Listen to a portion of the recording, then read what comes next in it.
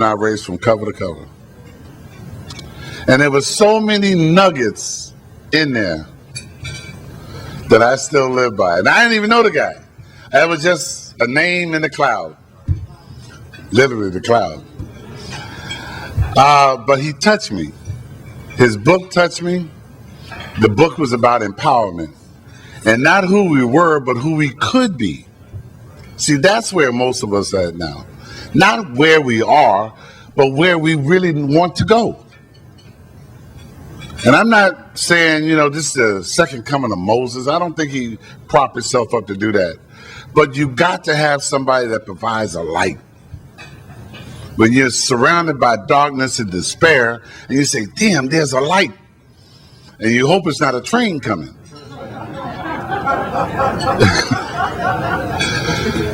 But when I read this book, a light went on in my head of what I had to do and how I had to do it. And that was a long, long, long time ago before this guy became my friend. But the one little nugget that I took away, it was so basic, it was so interesting, that he said, if you go into a meet and greet situation,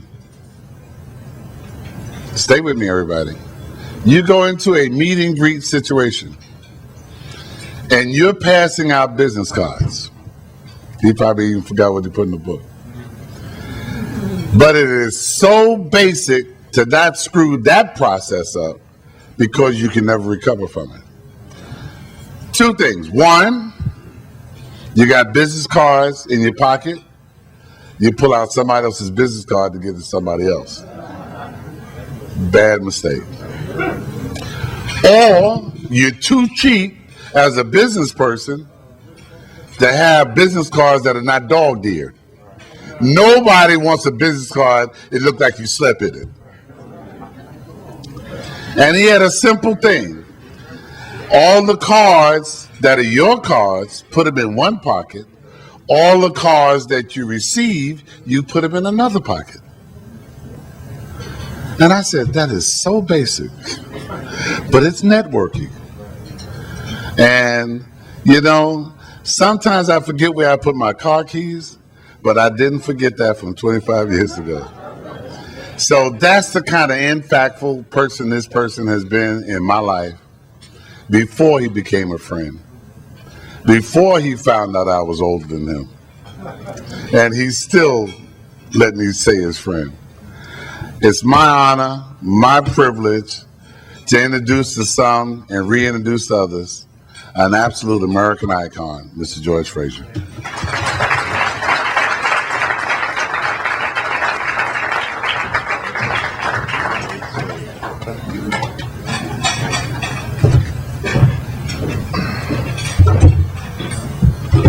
Yes, I am black.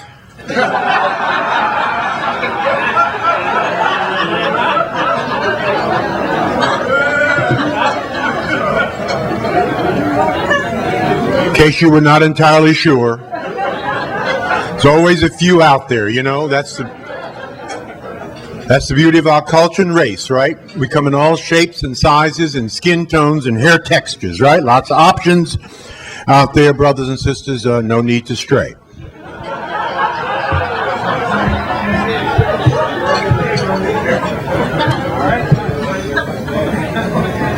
I'm sorry. We're in California. You can love anybody you want. Now, I have happened to fall in love with a sister. So I've been married to the same sister, or brief, for 45 years. 45 years. People ask me all the time, Dr. Fraser, how do you stay married to the same sister for 45 years? I said, well, it's a one-word answer. So I'm going to give you a little lesson, you brothers out here. It's a one-word answer: amnesia. Oh, yeah. Dr. Fraser's going to do some dumb stuff in 45 years. Don't make no mistake about it. Nor Jean Fraser going to do some dumb stuff, too. We talk about the dumb stuff we each have done. right? We find middle ground. We bless it and release it, right? And then we move on, building our lives, serving our children and serving our community. If you do that, you will stay with the same person and fulfill the vows till death do you part. All right. Aubrey, you are thebomb.com. You really are. Now, really. Because you're so plain, you're so real, you're so flawed. God uses imperfect people. We are all flawed. You fess up to your mistakes and you say every minute of every day, I've been doing them 20 years, what did I learn? How can I do it better? How can I be better? Who can I serve? Is what I'm about to do good for my people? Now, I know it might be good for me, but is it good for my people? Aubrey, you are a race man, as I am a race man. I've invested my time, talent, and treasure for the last 40 years in the edification, upliftment, and the service of our own people. That's a race man or a race woman. In Success Runs in Our Race, the book that Aubrey was alluding to, I wrote 20 years ago. It is a modern-day classic. It is required reading in 57 historically black colleges. It is a book that started the networking conversation in Black America and ultimately started the networking movement in Black America. And in that book, I said to black people 20 years ago that we must think race and culture first. Not only, but first. Aubrey, you are a model of that. You also are a model of helping us to understand that you don't have to hate white people to love black people. It ain't about that. All can contribute, but we must do for ourselves first. So let me say this to you, Aubrey. Every time you think you strengthen this nation, you keep on thinking. And finally, if I could not be me, I would want to be you.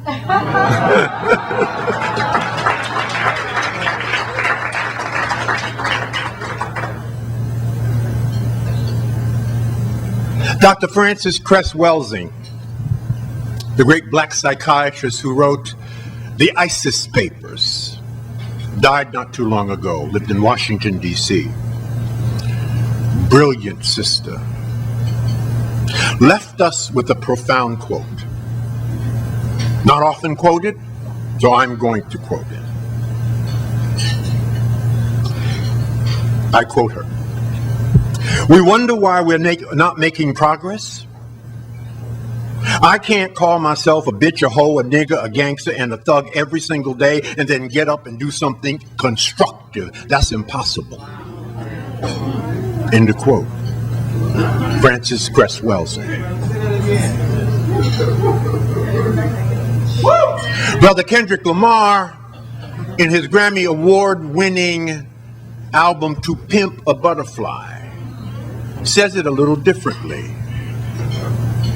He said, how can you fight for love on behalf of your people when you can barely find a reason to love yourself? Kendrick Lamar. Rapper Drake says it a little differently. Started from the bottom, now I'm here.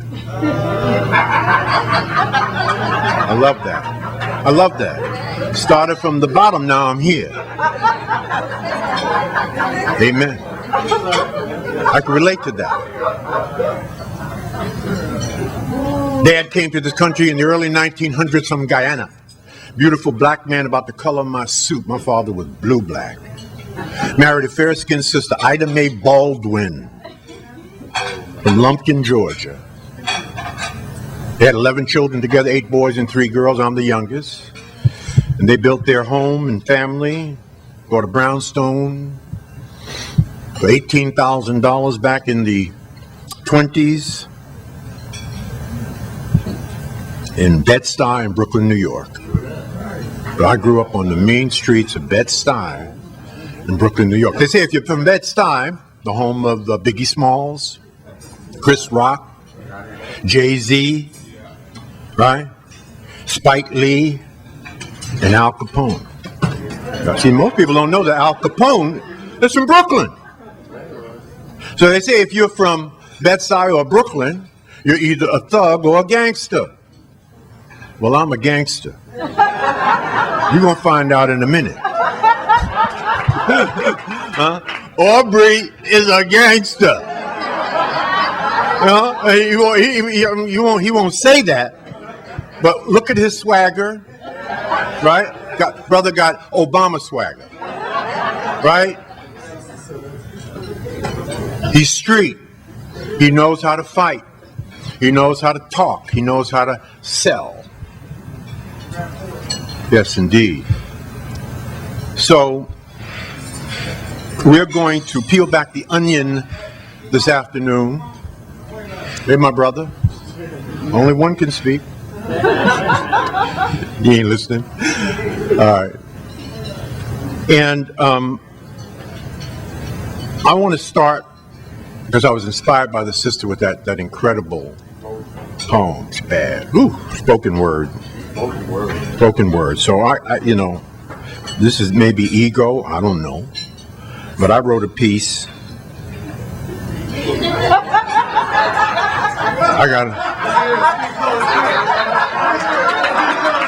got my stuff right here. Too. Right? I'm gonna go gangsta on you now. Right?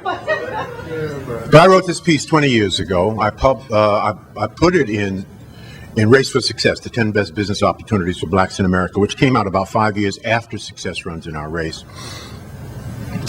And it was cathartic. I needed to write this. It was deep inside of me. It was a way to express my own personal transition to a race man. I entitled it The Black Apology. I posted it on my Facebook page maybe 6 months ago, but I wrote it nearly 20 years ago. I want to read it to you. Again, The Black Apology. I'm sorry that I ignored your cry for help. I left the neighborhood traveling down the road to success in a limousine by myself when there was room for many more. I got caught up in the champagne and caviar and soft leather seats and all that room as I stretched my weary legs, not realizing that when I reached my destination, I was still black, but now alone. I don't want to be alone anymore, because having my family just feels more right. Is there anything I can do now to make your journey easier? Of course there is. Please, take my hand. Hold on tight, because together we can soar. The Black Apology. Yes. Apologizing for not fulfilling a simple mantra that we have been preaching, teaching, and evangelizing at the Power Networking Conference in its 15th year, a simple mantra of learn, earn, and return. We must learn, earn, and return. There are many of us learning, there are many of us earning, but not enough of us are returning. We must fix that. Let me say that differently. And I want to say this and still be loved. White folks ain't saving black people.